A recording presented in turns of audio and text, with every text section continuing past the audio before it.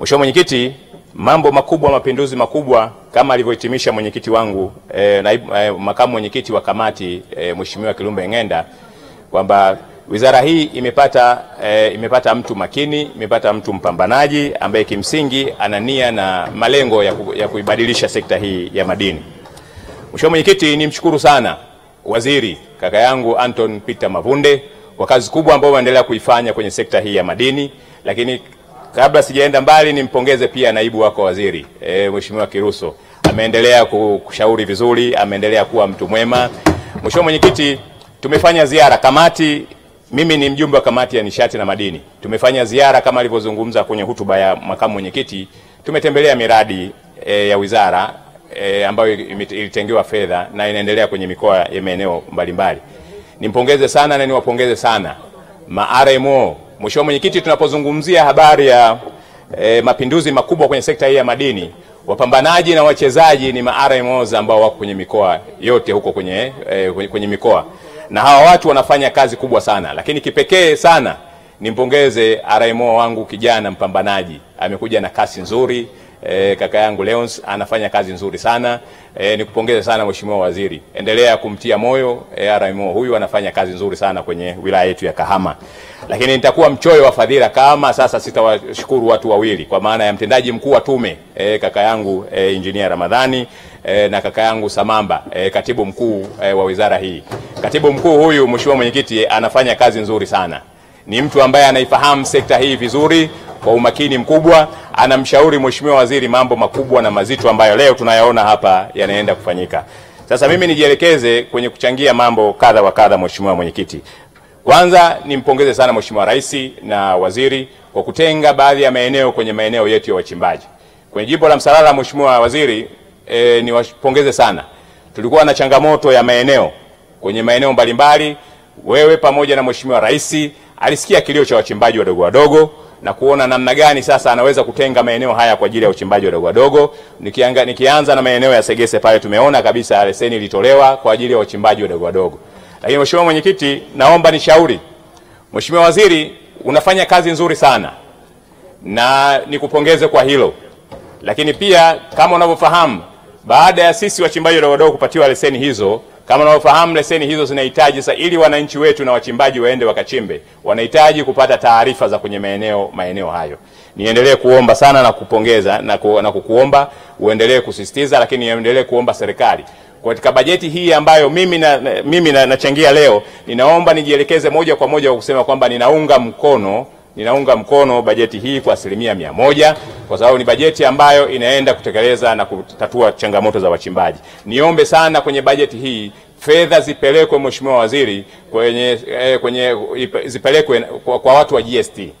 Watu wa GST ni watu muhimu sana ambao kwa kupitia wao kama watatupa taarifa muhimu, itasaidia sana kwa wachimbaji wetu kwenda kupata taarifa muhimu ambazo zitawapelekea sasa wao waende wakachimbe dhahabu kwa kupitia taarifa ambazo watakuwa nazo. Lakini endelee kuomba, wilaya ya Kahama ndio wilaya ya kimkakati kwenye maeneo yale ya wachimbaji.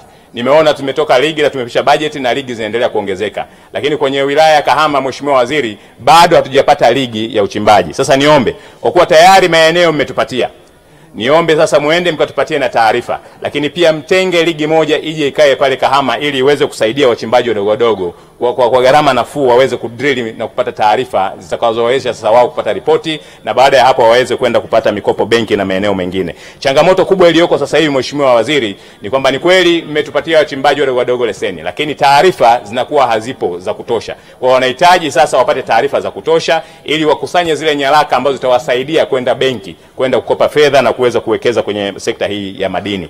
Mheshimiwa Mwenyekiti, leo umezungumzia hapa Mheshimiwa Waziri kwenye hotuba yako, umezungumzia habari ya leseni za refinery. Tumezunguka na tumeona, nikupongeze sana, umeendelea kuhamasisha na umeendelea kutoa leseni za refinery. Sasa refinery kwa sasa zimefika 8. Lakini refinery hizi Mheshimiwa Waziri, kama hatutaishinikiza serikali na kama wizara haitachukua hatua za dharura kuhakikisha ya kwamba inaenda kusimamia kifungu hichi ambacho nimekisema hapa cha 123, kuhakikisha ya kwamba dhahabu zote zinazochakatwa hapa Tanzania ziweze kupita kwenye refinery zetu hizi. Mheshimiwa Waziri, Mheshimiwa Mwenyekiti, Kuna refinery moja GGR, kuna refinery pale Mwanza, kuna refinery Dar es Salaam na maeneo mengine. Lakini tuzungumzie habari ya refinery hii ya mama yangu Masasi ambayo yuko pale Geita. Mama amewekeza fedha nyingi sana kujenga ile refinery. Na matarajio yake yalikuwa ni makubwa sana kisha kwamba serikali itahimiza 20% ya makampuni ambayo yanazalisha dhahabu yaweze kuchakata pale.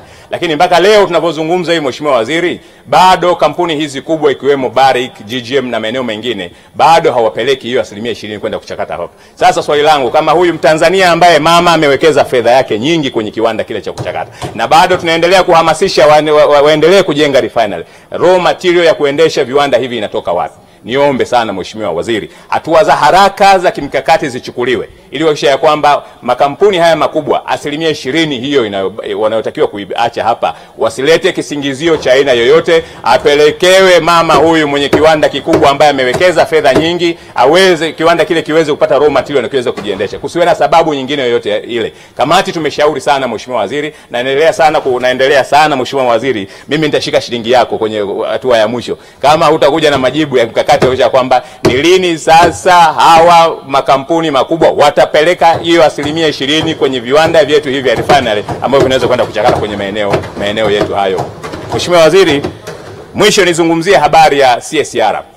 Niwapongeze sana kampuni ya Barrick kwa kuendelea kutenga fedha CSR.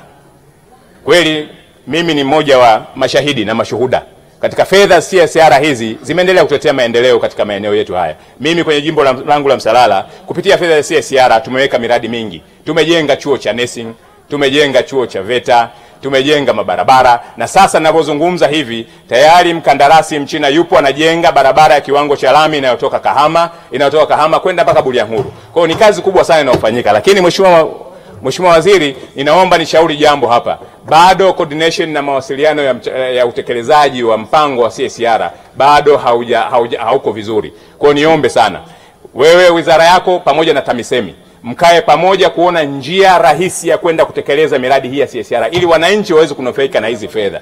Leo tunapozungumza hapa, wazungu walitenga fedha za CSR za mwaka jana, wamekuja kupata approval ya kutumia zile fedha mwezi wa 12 mwaka jana.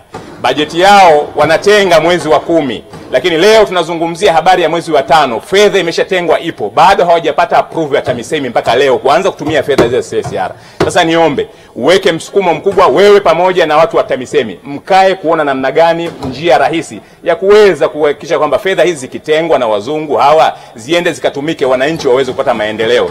Ni aibu watu wanatenga fedha zipo, lakini sasa utekelezaji wake unakuwa ni mgumu. Wanatuona ni watu wa ajabu sana Mheshimiwa Mwenyekiti. Kwa hiyo nikuombe sana Mheshimiwa Waziri, ninafahamu wewe ni msikivu, ni mtu ambaye ni mchapakazi, utahakikisha kwamba unakaa jioni timu itengenezwe. Zainabu Katimba ananisikia yuko hapo, akae kuona namna gani fedha hizi ambazo zilikuwa zianze kutumika mwezi wa 1, lakini mpaka leo mwezi wa 5 tunaenda mwezi wa 6, bado approval ya TAMISEMI haijatoka ili fedha zile zianze kutumika. Kwa hiyo tutengeneze mfumo mzuri ambao utatusaidia kwenye kwamba tuna nani. Mheshimiwa Waziri, mwisho nizungumzia habari ya Stamigold.